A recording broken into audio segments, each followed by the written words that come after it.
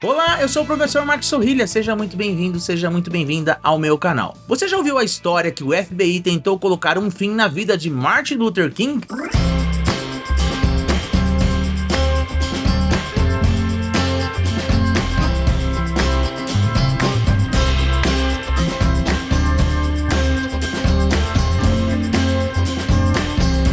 Você provavelmente já ouviu falar de Martin Luther King Jr., um dos líderes do movimento pelos direitos civis americanos, uma das figuras mais icônicas da história dos Estados Unidos. Para quem não conhece, Martin Luther King nasceu em 15 de janeiro de 1929 em Atlanta e morreu assassinado em 4 de abril de 1968 em Memphis. Aos 18 anos, ele tornou-se pastor em sua cidade natal, fazendo sua formação acadêmica em teologia na Pensilvânia e Boston, onde recebeu seu doutorado em 1955. Por volta dessa data, ele também se envolveu com o movimento dos direitos civis, liderando vários protestos pacíficos contra a segregação racial, como foi o boicote aos ônibus em Montgomery, a campanha de Birmingham e a marcha sobre Washington, onde ele proferiu o seu famoso discurso I Have a Dream.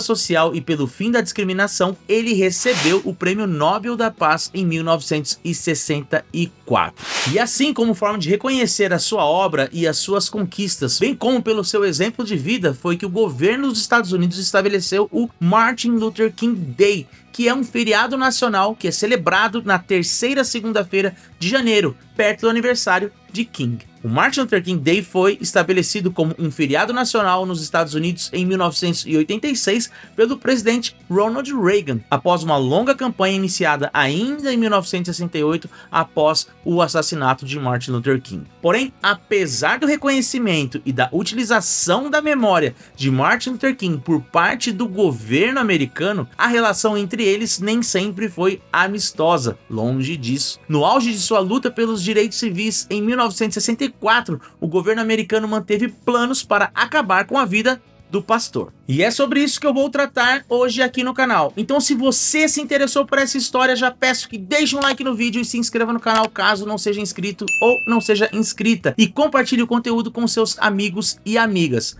Bora pro vídeo? O plano de acabar com a vida de Martin Luther King não partiu da presidência, que naquele momento era bastante simpática à pauta dos civil rights. Tanto Kennedy quanto o seu sucessor, o Lyndon Johnson, se aproximaram dos líderes do movimento e até mesmo transformaram isso em capital político. A conspiração por trás da tentativa de assassinato veio do FBI, que naquela época era dirigida por J. Edgar Hoover. Durante os 40 anos em que ele esteve à frente da instituição, Hoover foi responsável por expandir o organismo, modernizando as técnicas de policiamento e espionagem. Além de crimes cometidos pela máfia, sua administração foi conhecida pelo anticomunismo, usando o FBI para perseguir e intimidar seus inimigos políticos e sociais. Para combater os inimigos da América, ele violou as leis e as políticas do FBI, coletou arquivos secretos para chantagear políticos e autoridades e usou métodos ilegais de vigilância, escutas telefônicas e invasões. Um de seus inimigos ilustres era justamente Martin Luther King,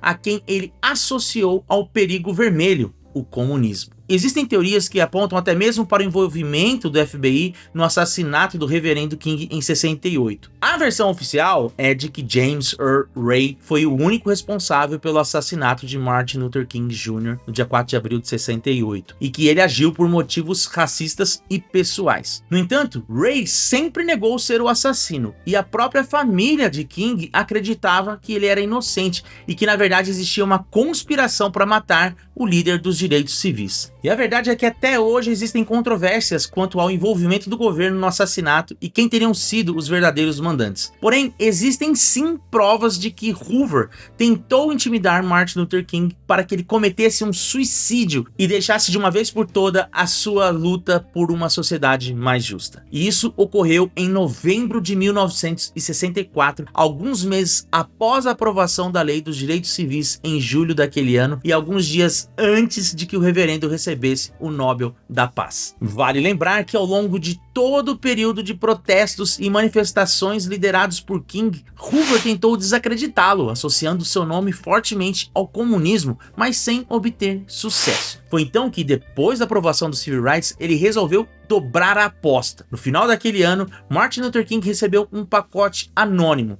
contendo uma carta e uma fita. A carta, que hoje se sabe que foi escrita pelo chefe de inteligência do FBI, Bill Sullivan, acusava King de ser uma fraude, alertando para a perda de reputação que ele perderia junto ao público quando o conteúdo da fita fosse revelado. A fita, por sua vez, trazia uma série de trechos de gravações de grampos feitos pelo FBI, que apontavam para supostos casos extraconjugais vividos pelo reverendo. Conforme uma reportagem feita pelo New York Times e assinada por Beverly Gage em 11 de novembro de 2014, abro aspas. O autor da carta tenta se passar por um admirador desapontado, chocado com a descoberta de anormalidades ocultas em alguém que ele um dia viu como um homem de caráter. A palavra mal faz 6 aparições no texto, começando com uma acusação. Você é uma fraude colossal e uma fraude maligna, perversa. Perto do fim, ele volta ao seu alvo inicial, denunciando-o como uma besta maligna e anormal, sugerindo conhecimento íntimo da vida sexual de King, identificando uma possível amante pelo nome e alegando ter provas específicas sobre outros casos. Assim,